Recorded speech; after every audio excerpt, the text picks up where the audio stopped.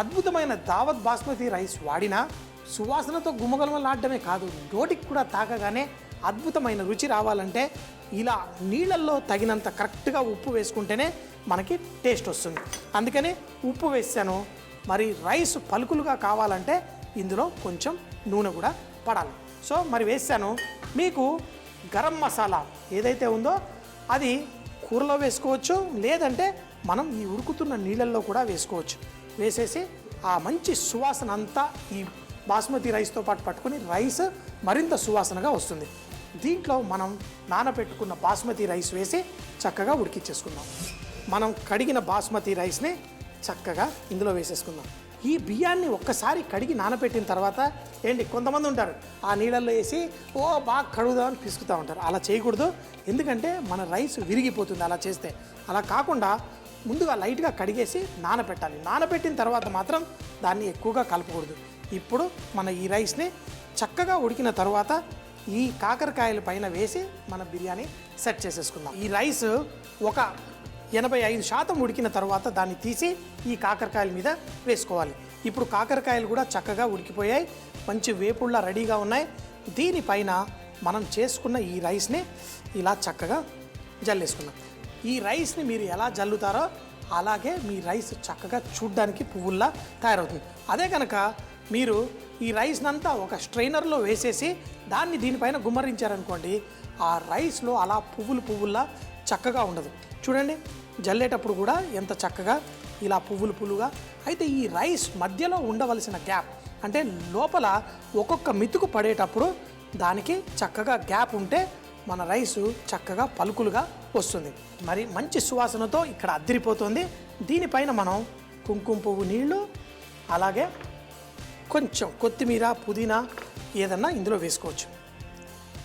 చక్కగా మన కుంకుమ పువ్వు నీళ్ళు కూడా జల్లేసాం.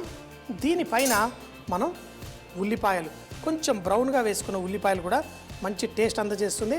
మరి కొంచెం పుదీనాకు కూడా వేసేసుకుందాం. వేసేసి మూత పెట్టేసి తక్కువ మంటలో ఒక 4-5 నిమిషాల పాటు దీన్ని కుక్ చేసుకోవాలి. తర్వాత స్టవ్ కట్టేసి మరొక 3-4 నిమిషాలు ఆగి మనం దీన్ని చక్కగా వడ్డించుకుంటే పలుకులుగా మన అన్నం, ఆ కాకరకాయలు చక్కగా వేగి పర్ఫెక్ట్గా ఉంటాయి. మరి బిర్యానీ రెడీ. ఆ వేడిలో బిర్యానీ మూత తీస్తే ఆ సువాసన వస్తుంది చూసారా, ఇలా ఎంతో సంతోషం కలుగుతుంది. సో మరి ఎంజాయ్ చేసేద్దామా? రామ్మ, మంచి ఒక కాకరకాయలో ఒక మంచి అద్భుతమైన సువాసన మనం ఒక బిర్యానీ రూపంలో తీసుకొచ్చేసాం. మనం రైస్ ఎలా పలుకులుగా అవుతుందో చూడండి. ఇప్పుడు ఇదే రైసు చక్కగా ఇంకా పొడుగైపోయింది. మనం వేసినప్పుడు రైస్ ఇంత పొడుగు లేదు, ఇప్పుడు మన రైస్ చక్కగా పొడుగైంది. మన కాకరకాయ కింద పర్ఫెక్ట్గా కుక్ అయిపోయి చాలా బాగుంది. ఇలా కాకరకాయలు పర్ఫెక్ట్గా వేగాయి. బిర్యానీ రెడీ ఉందంటే దూకేసి తినేయాలనిపిస్తుంది. అమ్మా, అలాంటి వాళ్ళది నిజమైన ప్రేమ కాదు, అది వ్యామోహం. ఎగ్జాక్ట్లీ చిన్నత్త, నిజంగా ప్రేమించుకున్న వాళ్ళు అలా చేయరు. ఎంత మనసు విరిగిపోతే కన్న కూతుర్ని పట్టుకొని మా దృష్టిలో చచ్చిపోయా ఉంటుందా తల్లి?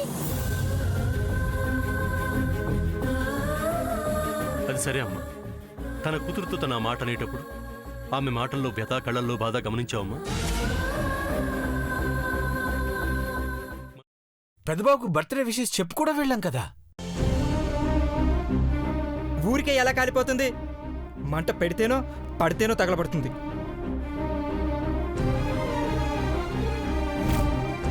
కరెక్ట్ చిన్నబాబు, నీకొచ్చినట్టే నాకు డౌట్ వచ్చింది. పార్వతే షర్టును తగలబెట్టిందనుకుంటా.